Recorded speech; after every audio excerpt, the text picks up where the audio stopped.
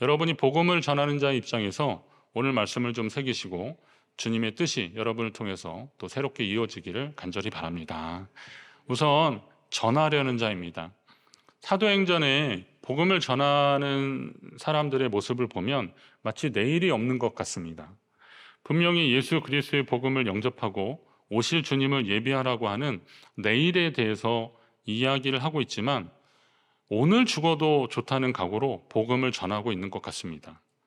어쩌면 내가 달려갈 길과 주 예수께 받은 사명 곧 하나님의 은혜에 복음을 증언하는 일을 마치려 하면은 나의 생명조차 조금 더 귀한 것으로 여기지 않았다라고 하는 이 사도 바울의 그 고백이 좀 각인돼서 그런지 사도행전에 나오는 모든 사도들이나 성도들은 마치 정말 내일이 없는 것처럼 그 목숨을 각오하고 복음을 전하는 것처럼 보입니다.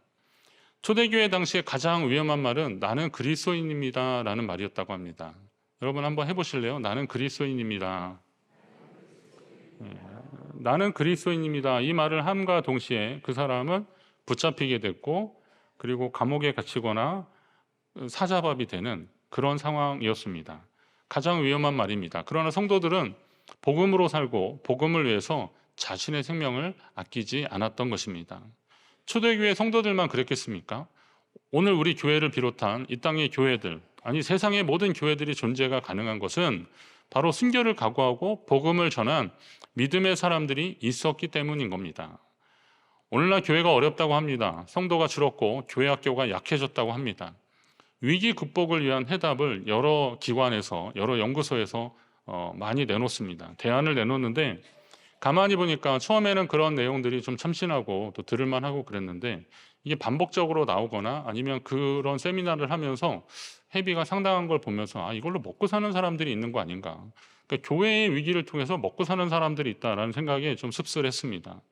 그러면서 좋은 시스템과 효과적인 사역 방안보다 더 필요한 게 뭐냐? 그게 바로 복음에 대한 간절함이라는 겁니다. 그 단체나 연구소에서 제시하는 여러 가지 방안들이 있습니다. 교회의 어떤 체질을 바꿔야 되고, 초대교회로 돌아가야 되고, 시스템에 대한 이야기도 하고, 교회의 조직을 좀 어떻게 해야 된다, 지도자들이 또 어때야 된다, 이런 이야기들을 많이 하는데, 그러나 거기서 많이 놓치는 것 중에 하나가 이 복음의 본질에 대한 그 갈망함, 그리고 복음의 본질의 회복에 대한 이야기들이 많이 빠져 있다는 겁니다. 초대교회 성도들이 내일이 없는 것처럼 순교의 각오로 복음을 전했던 것은 이미 그들이 하나님의 나라를 경험했기 때문에 그렇습니다. 하나님의 나라를 경험했기 때문에 이 자신들이 경험한 이 하나님 나라를 전하지 않을 수가 없었던 겁니다. 중심이 불붙는 것 같아서 전하지 않고서는 못 배겼던 거죠. 사람들은 하나님의 나라에서 잘 모릅니다. 하나님의 나라에 대해서 잘 모릅니다. 아직 그때가 아니라고 그렇게 변명하고 뒤로 자꾸 미루는데 성령이 역사하시는 가운데 이미 이루어진 하나님 나라를 경험한 사람들은 가만히 있을 수가 없었던 겁니다. 오늘날 소위 교회의 위기는 바로 이 초점이 빗나가서 그런 거죠. 우리가 지금 무엇 때문에 여기 있고 어떻게 여기까지 오게 되었는지를 자꾸 놓치는 거죠. 그거는 복음 때문에 온 거예요. 예수 그리스도로 인한 구원의 복음으로 저와 여러분이 이곳에 있다는 사실을 기억하시기 바랍니다. 그러면 교회는 바로 그것을 계속 이어가는 공동체가 되어야 하는 겁니다. 본래의 임무였던 이 복음을 통해서 생명을 살리고 영원히 구원받는 삶을 계속 누려야 되는데 교회가 그 밖에 시설들이 많아지고 있습니다. 체육관, 운동장이나 이런 체육관 시설을 확보하거나 아니면 교회 이런저런 편의시설들, 레저시설들 이런 것들을 막 합니다. 교회 이름 자체도 그게 이름을 좀 바꾸긴 했는지 모르겠는데 무슨 네포츠 교회 이런 식으로 해서 사람들을 모아들이더라고요. 근데 이런 방법들이 사람들의 관심과 호기심을 끌 수는 있겠지만 근데 거기에서 복음이 전해지지 않으면 그건 빈 껍데기라는 것입니다. 예수 그리스도 안에서 누리는 죄사함과 안정감, 평안함, 하나님의 자녀에게 약속하신 부유함 등에 더 관심이 많으니까 자꾸 초점이 틀려지는 겁니다. 항해하는 배에 노를 젓는 사람은 적고 서비스를 받으려는 승객이 많으면 그건 안 되지 않습니까? 교회도 결국은 그 본연의 역할을 다 해야 되는 겁니다. 여러분은 이 생명을 살리는 구조선의 승무원인가 아니면 승객인가 한번 생각해 보십시오. 다행히 먼저 올라탔기에 어떻게든 하나님 나라에 도달할 것이라고 안심하기에는 이른 것입니다. 복음을 전하는 일을 멈춰버리면 배는 그 하나님이 기뻐하시는 그 구조선, 이 구원의 방주라고 하는 이 교회는 멈춰버릴 것입니다. 다시 말하면 이건 복음 전하는 일을 계속하게 되면 이 멈춰진 배는 다시 추진력을 얻게 된다는 겁니다. 노젓는 사람이 아무도 없으면 배는 표류하기 마련입니다. 추진력을 잃은 배는 계속 물에 따라서 그냥 이리로 가면 이리로 가고 저리로 가면 저리로 쓸리게 될 것입니다. 그렇다면 이제 우리를 불러주신 하나님의 은혜에 감사하고 이 복음에 생명을 살리는 능력이 있음을 알고 끝까지 전하라는 자의 사명을 저와 여러분이 더 잘 감당하시기를 간절히 바랍니다. 바울이 그 일을 했던 겁니다. 그는 하나님 나라를 이미 경험했고 그리고 그것을 전하기 위해서 목숨도 아깝 생명조차도 귀히 여기지 않는다라는 각오로 그렇게 복음을 전하는 자였습니다. 하지만 이렇게 전하는 사람들에게도 그리고 이런 복음에도 필연적으로 저항과 핍박이 있게 마련입니다. 예수님이 공생의 시작 전 40일 동안 금식을 하셨는데 금식을 마치시면 뭐 천군 천사 좀 동원이 돼서 이렇게 축하하고 막 그래야 될 텐데 이 마귀란 놈이 찾아옵니다. 그러면서 몇 가지 시험을 하지 않습니까? 그러면 생각하기에 아니 이 마귀란 놈이 감히 하나님의 아들에게 찾아와서 시험을 한다니 이게 말이 되겠느냐라고 우리가 생각하겠지만 이게 마귀의 전략입니다. 성공할 수도 있고 실패할 수도 있지만 어떻게 해서든 상처를 내려는 것이 이게 마귀의 속셈입니다. 제자들도 이 부분에 대한 주님의 당부를 우리에게 전하고 있는데 근신하라 깨어라 너희 대적 마귀가 오는 사자같이 두루 다니며 삼킬 자를 찾는다 그랬습니다. 너희는 믿음을 굳건하게 하여 그를 대적하라 그랬습니다. 마귀는 하나님 나라와 복음의 방해꾼이기 때문에 이것을 근신하여 깨어라 그러면서 믿음을 굳건하게 하여 그를 대적하라 라고 그렇게 당부하고 있습니다. 고린도후서 4장에 복음을 전하는 자가 만나는 위협을 묘사한 글이 있는데 우리가 사방으로 우겨쌈을 당하여도 쌓이지 아니하며 답답한 일을 당하여도 낙심하지 아니하며 박해를 받아도 버림받지 아니하고 거꾸러뜨림을 당하여도 망하지 않는다. 우리가 항상 예수의 죽음을 몸에 짊어졌다. 이런 표현들을 하고 있습니다. 복음을 전하는 자가 어떤 고난을 당하는지 보십시오. 사방으로 우겨쌈을 당한다는 겁니다. 답답한 일을 만나는 겁니다. 박해를 받는다는 겁니다. 거꾸러뜨림을 당한다 그럽니다. 거꾸러뜨림은 원어적으로 봤더니 이렇게 거꾸로 이렇게 쳐박는 것 그런 정도가 아니라 이렇게 패대기 치는 그런 거더라고요. 그래서 그런 일을 당한다는 겁니다. 그런데 이럴 때 우리가 예수의 죽음을 몸에 짊어진 사람들은 그런 일은 두렵지 않다는 거죠. 근데 이런 표현들이 성경에 곳곳에 나오는 이유는 왜 그렇습니까? 그것은 그만큼 복음이 도전받고 있다는 사실입니다. 초대교회가 이랬다면 지금은 더 오죽할까? 지금이 그때보다 세상은 점점 더 악해지고 있는데 세상이 듣도 보도 못한 방법으로 세상은 점점 더 악해지고 있는데 그럼 그때보다 지금은 훨씬 더 강력한 반대가 있고 박해가 있을 것이라는 거죠. 여러분은 대한민국이라는 나라에 태어나셨기 때문에 적어도 그걸 많이 느끼지 못할 수도 있지만 지금도 실제적으로 순교를 당하는 사람들이 있는 상황입니다. 복음이 반대되고 박해받는 그런 상황이 지금의 상황인데 이런 상황들은 계속 도전되고 있다는 겁니다. 그렇기 때문에 오늘 우리가 본문을 통해서도 마귀는 어떤 전략을 가지는지 그 하나님은 우리에게 어떤 길을 열어주시는지를 좀 잘 봐야 됩니다. 오늘 우리가 사도행전 23장 전체의 내용들을 바탕으로 말씀을 나누는 건데 12절 이하에 보면 그 유대인들이 바울을 죽이려고 아주 작정을 합니다. 아주 집요하리만큼 바울의 사역을 방해하고 그를 죽이려고 합니다. 성령의 역사와 마귀의 전략이 좀 구분이 되는데 성령은 살리는 영이기 때문에 기회를 제공합니다. 들어주고 또 기회 주고 듣는 역사가 돕는 역사가 있습니다. 보혜사 성령이라고 그러잖아요. 이게 돕는 분이라는 뜻입니다. 우리를 도와주시는 분, 도우시는 분이 보혜사 성령인데 이게 성령의 역사예요. 그러나 마귀는 처음부터 죽이려 하는 겁니다. 기회를 주지 않습니다. 빈틈을 자꾸 노립니다. 당장에 무너뜨리려고 합니다. 마귀가 하는 게 그런 거더라고요. 중간에 이간질하는 겁니다. 이쪽 저쪽에 그 빈틈에 파고들어서 자꾸 말 전하면서 이상하게 말이 퍼져가는 겁니다. 그것 때문에 낙심하고 또 상심하면서 사이가 갈라지게 만드는 것이 이게 마귀의 전략이더라고요. 그리고 실제로 그랬습니다. 바울이 복음을 전하려고 하니까 귀를 막았다 그랬습니다. 소리를 질렀습니다. 거짓 증인을 세웠습니다. 많이 본 전략이잖아요. 예수님 때도 그랬습니다. 예수님 때도 거짓 증인을 세웠는데 증인들끼리 서로 말이 맞지 않는 그런 상황이 벌어지고 말았습니다. 바울한테도 그랬습니다. 바울이 다른 곳에서 헬라인을 만났는데 그 사람이 이방인들을 데리고 성전을 더럽혔다, 성전을 부정하게 만들었다 하면서 바울을 모함하기 시작했습니다. 그런 증인들을 막 세우는 겁니다. 그래서 유대인들로 하여금 흥분하게 만들고 바울에게 달려들게 만드는 겁니다. 군중을 선동해서 십자가에 못 박으라 외친 것. 오늘 아침 묵상 말씀이 그건데요. 대제사장이 군중들에게 미리 짠 거죠. 그래서 선동을 해서 바라바를 내주고 저 예수를 십자가에 못 박으라 그러라고 소리 지르라고 만드는 겁니다.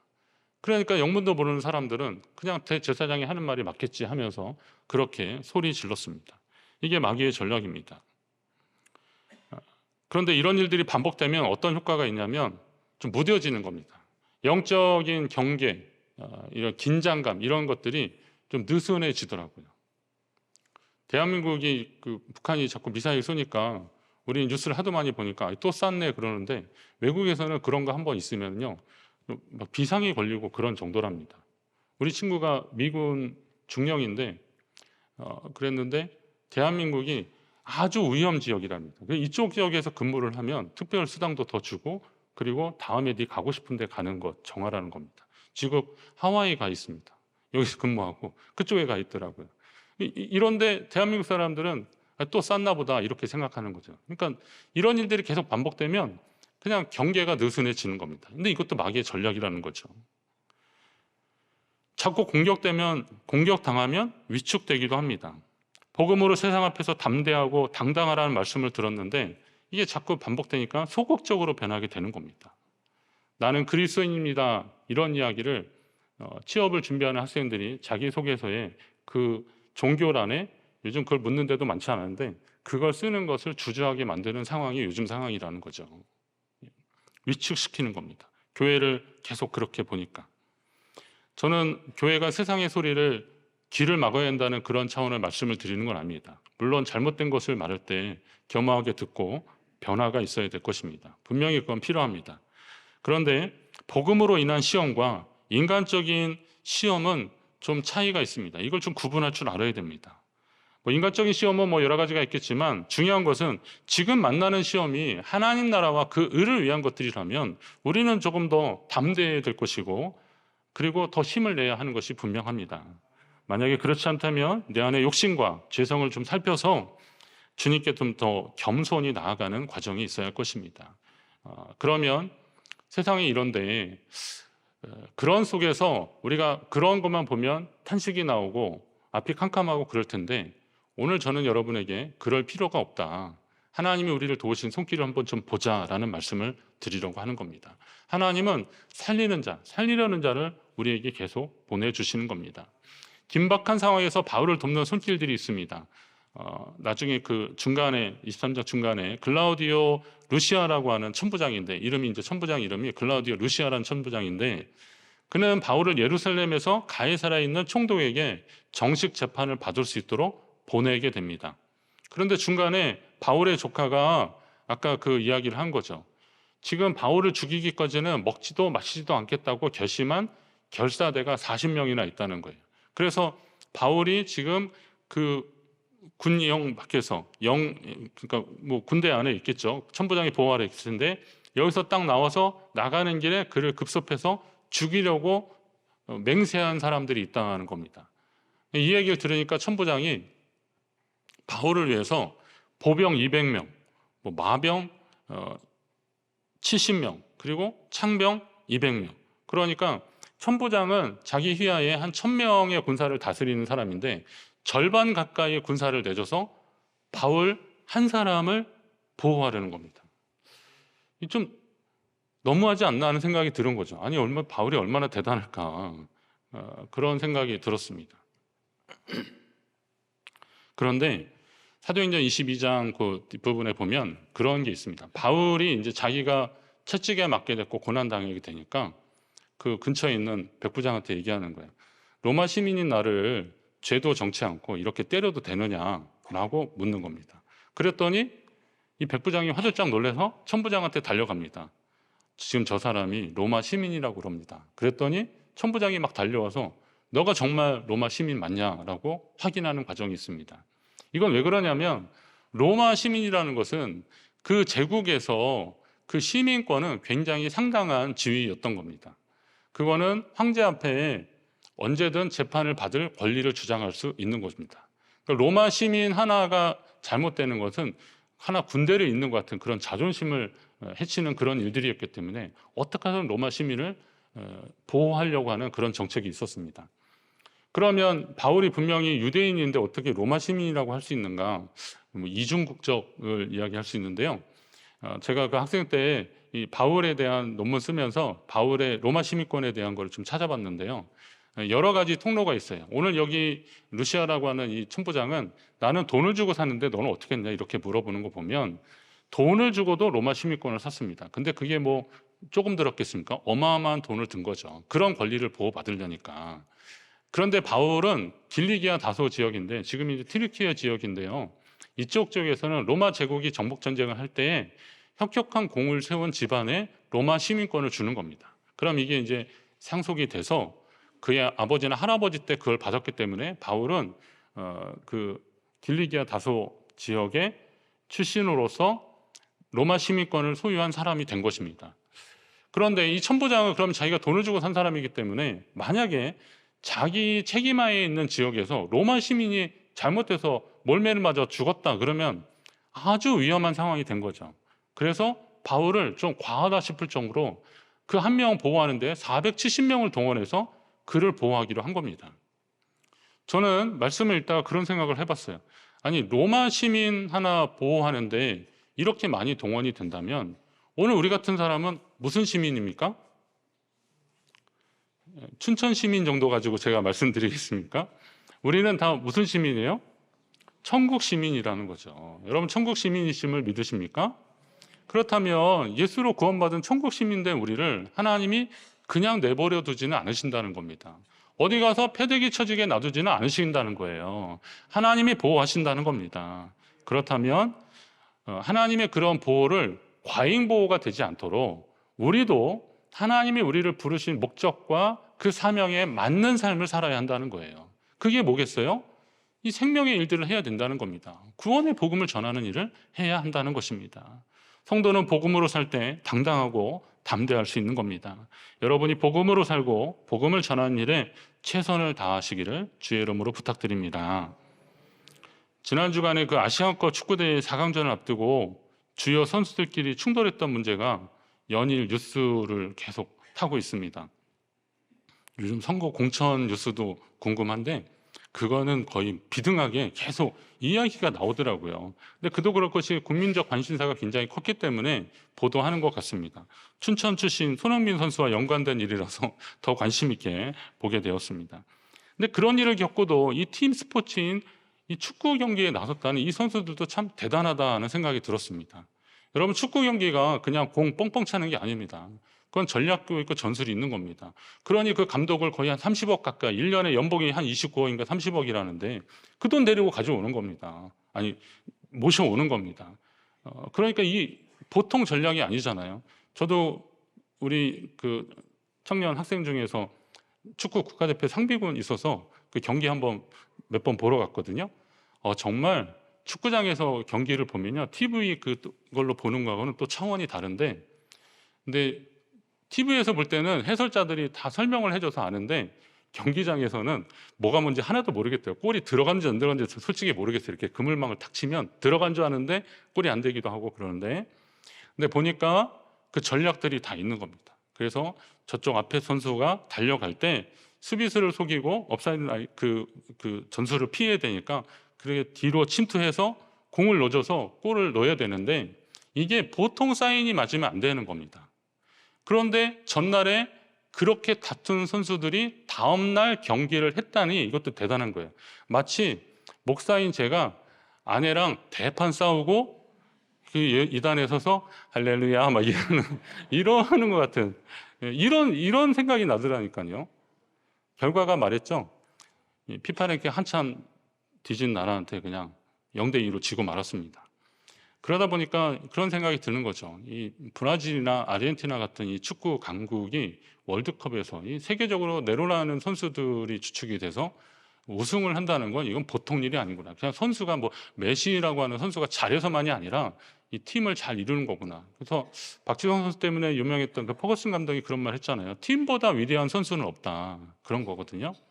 저는 이 말씀을, 이런 이야기들을 교회에 한번 적용해 보고 싶었던 겁니다.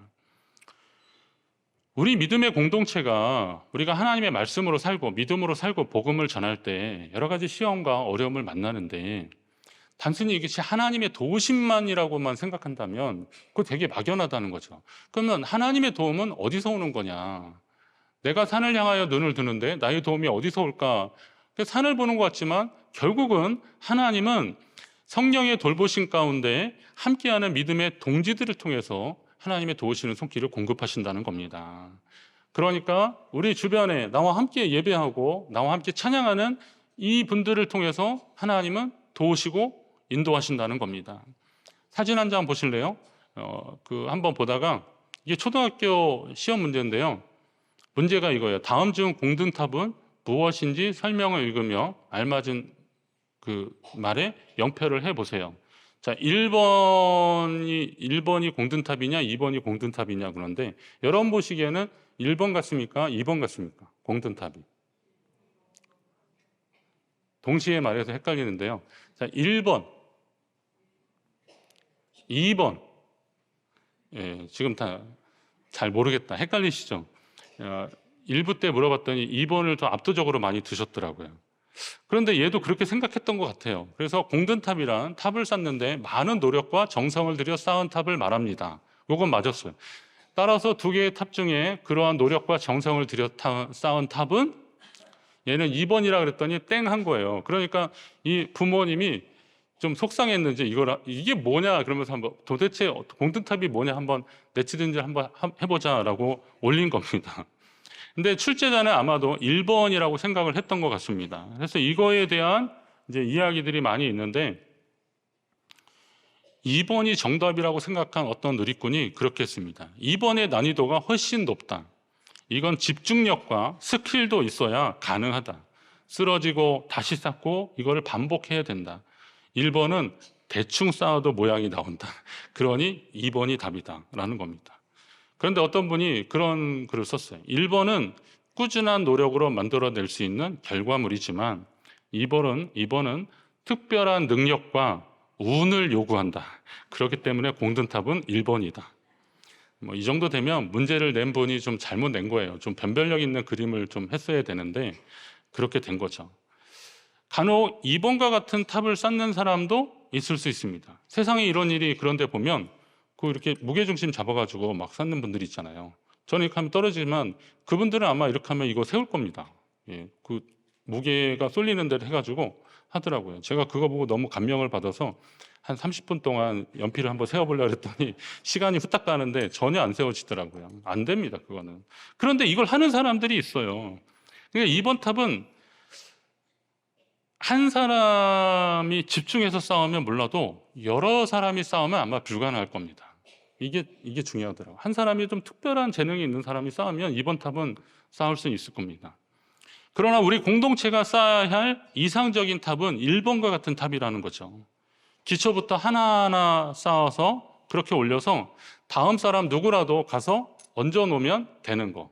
이거는 뭐 약수터나 뭐 어디 산에 가면 이런 탑들 많이 있지 않습니까? 저도 이런 탑에다 쌓아봤는데요. 그거는 기술이 그렇게 크게 많지 않아도 돼요. 그냥 망가뜨리지 않고 가서 돌 하나 얹으면 되는 겁니다. 그 탑을 만들려고 저와 여러분을 하나님이 부르셨고요. 그 탑의 다음 주자를 바로 내 옆에 사람, 아니면 내가 다음 주자가 될 수도 있는 것인데 그렇게 쌓아가서 하나님이 원하시는 그 일들을 감당하는 저와 여러분, 우리 교회 되기를 주의 이름으로 축원합니다.